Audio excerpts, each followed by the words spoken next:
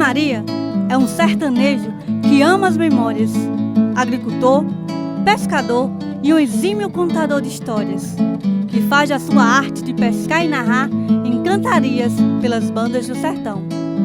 Seu Zé Maria, todo pescador é contador de histórias? Nem todos, tem uns que não sabem contar história, né? Mas tem alguns que contam. Por exemplo, o meu filho criou-se ouvindo história, ele criou-se ouvindo história e não sabe contar história. Ele é um pescador também, né? Mas a maioria dos pescadores, eles contam história porque eles veem as coisas dentro da água, que a água tem mal-assombre. Mas aí o povo acha que é mentira, diz que é história de pescador. Mas não é. A maioria dos pescadores vê as coisas. Aí o povo tem essa lenda, né, que o pescador... Não, isso é história de pescador. Acha que o pescador é mentiroso. Mas não é não, é porque o pescador vê. Pescador que pesca à noite, principalmente à noite, né? O pescador pesca à noite e vê muita coisa, que a água é mal assombrada. Tem pescador que não vê, que vamos dizer assim, ele chega 2 horas da tarde, solta a linha, 5 horas da tarde já está em casa. Aí vem no outro dia de 5 horas da manhã, isso aí não vê nada, né? Que a maioria do mal-assombro é de 8 da noite às 12 da noite. Aí quem está dentro da água, o pescador que está dentro da água vê. Muitas coisas já vi. Se você quiser um exemplo, eu estava mais um pescador, um amigo meu de Belém, pescando aqui à noite. Aí nós batendo um relaco lá no cacimbão que tem ali no meio. Aí eu vi saindo ali da fazenda do Curral Queimado, num pereiro que tinha uma tochinha azul, um fogozinho azul. Saiu, cruzou aqui o açude, foi lá para uma cajarana que tem acolá, lá naquele lombo acolá, dá para ver ela daqui, ó. Aí ficou lá, clareou tudo lá, ficou claro. Eu não disse nem o rapaz que estava pescando, mas que ele é medroso, tem medo de alma demais. Aí eu não falei para ele, não. Quando a gente terminou de bater o rela, que não tinha mais nada, que tinha apagado lá, aí foi que eu falei para ele, ele chamou para ir embora. Eu digo, não, vamos embora não. Aí ele disse, pois, o que vai mergulhar na linha é você, eu não dou mais nenhum mergulho na linha. Aí pronto, o resto da noite eu fui quem mergulhei na linha, ele não mergulhou mais não, de jeito nenhum. Isso aqui eu faço de um cabo. Aí o povo diz que é história de pescador, mas não é não, é a pura realidade.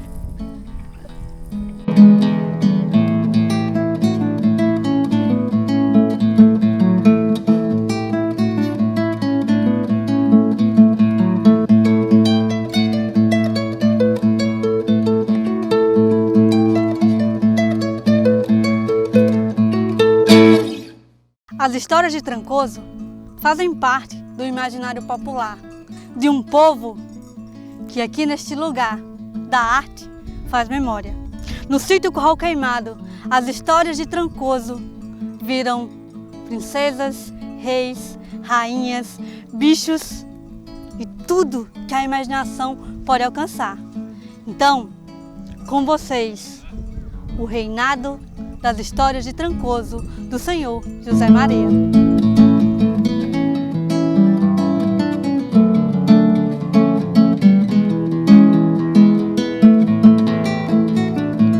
Como as histórias de Trancoso entraram em sua vida?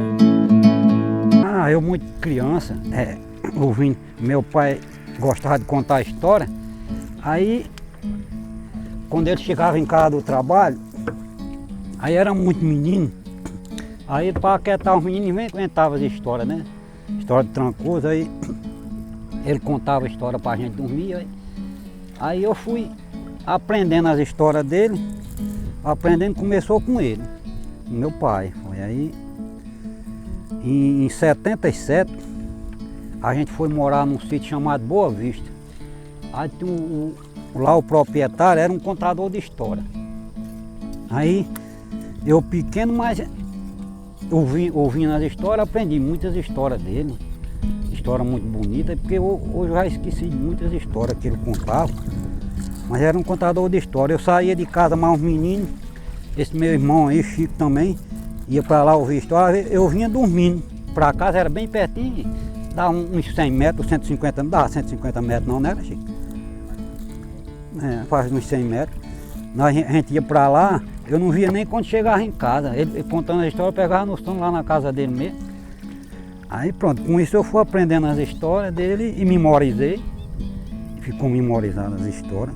Ela chamava-se Titi Canadá. Era um velho alto, gente muito boa. Era contador de história.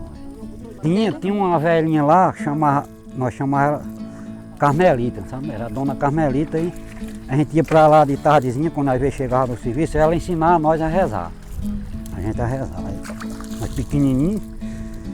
Aí depois que rezava, aí ela ia contar a história. História de princesa, de reis. Hoje os meninos não querem mais saber de história, só querem saber de celular. O menino hoje não tem mais infância não. Acabou-se.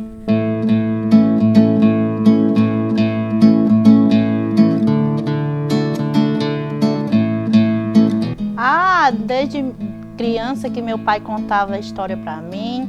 Aí a gente vinha muito aqui para Zé Maria, que é para esse sítio. Aí Zé Maria também contava muita história de lobisomem, de bicho do oiçol, do reino de São Saruê.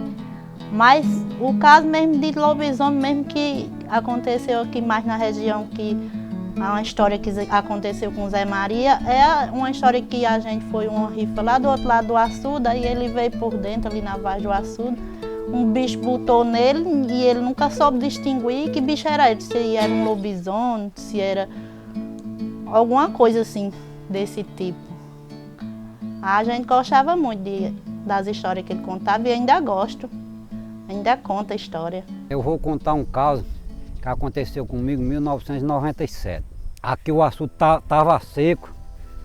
Aí, rapaz, nesse tempo o açude muito seco, aí tinha uma estrada carroçal, que é onde o povo passava para tirar o capim, sabe, e levar para os animais em casa. Aí foi, nesse tempo estavam botando energia aqui na região, né, que a energia era pouca, aí quando botava energia num sítio, aí na sede da fazenda eles faziam um churrasco, que era vinha deputado, os políticos vinham, né, que tinham arrumado a energia, vinham.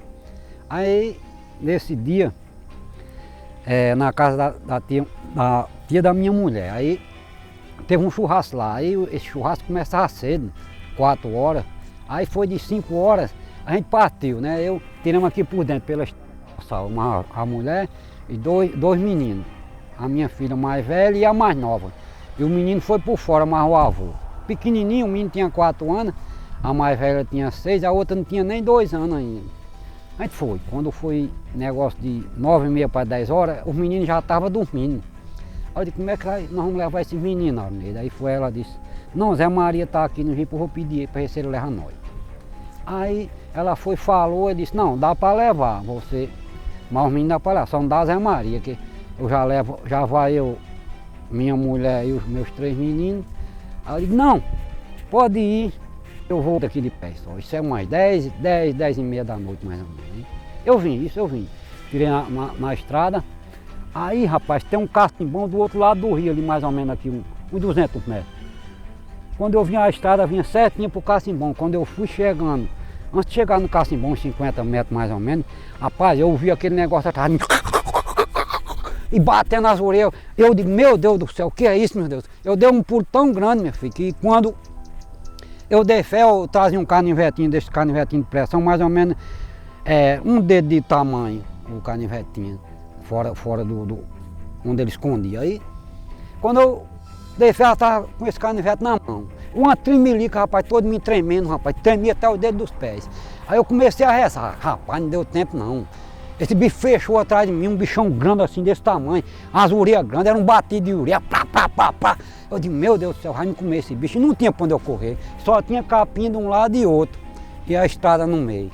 Eu digo, meu Deus do céu, rapaz, esse bicho fechou para mim, eu larguei esse canivete no bicho, bagava o canivete, você batia no bicho e não furava ele, e eu, ele pulando em cima de mim, eu tomo o canivete nele, eu pulava de banda, eu muito novo, eu tinha 30 anos na época, né?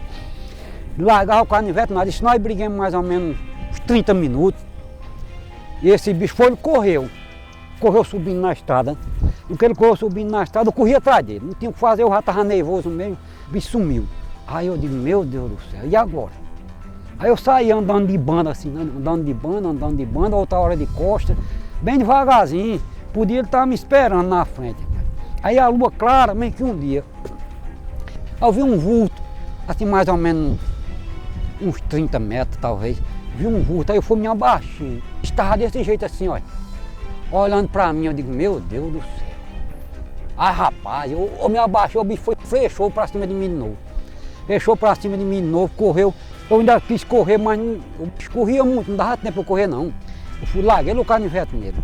Aí briguei mais ou menos com ele uns 20 minutos, mais ou menos ou mais. Rapaz, aí teve uma hora que ele veio pra cima de mim, eu larguei lá, o canivete assim, acertou mesmo dentro da boca dele.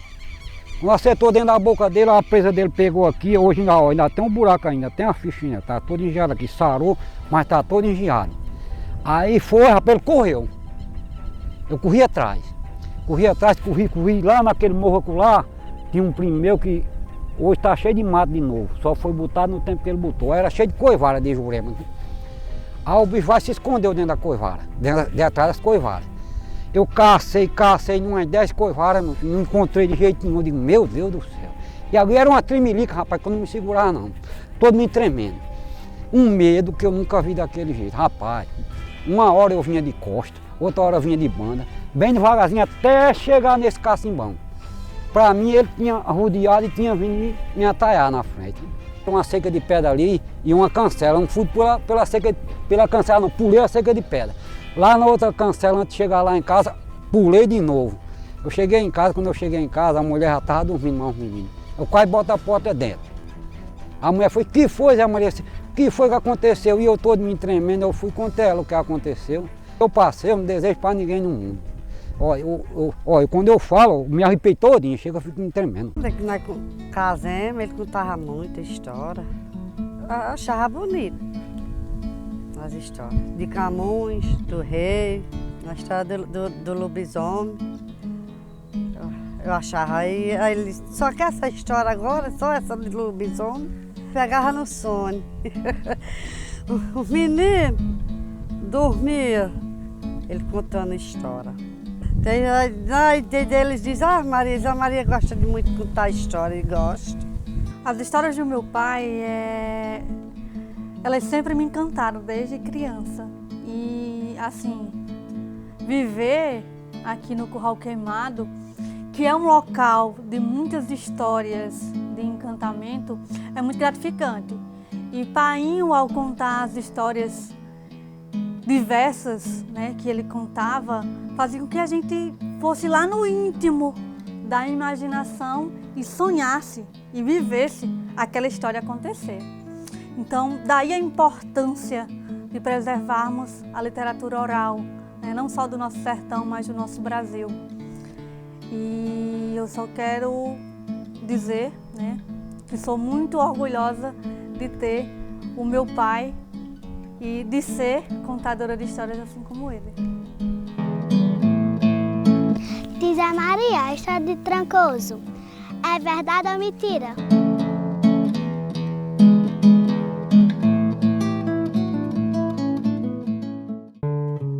E assim, as memórias de seu Zé Maria passam de geração para geração em solo sertanejo, encantando quem ouve e quem vê. Porque o reino encantado das histórias de Trancoso vive e alimenta de luz o coração das pessoas que acreditam na memória de seu povo, assim como o Senhor Zé Maria acredita e nos ensina. E essa história entrou em perna de pato, saiu em perna de pinto. O senhor rei mandou dizer que você contar 5.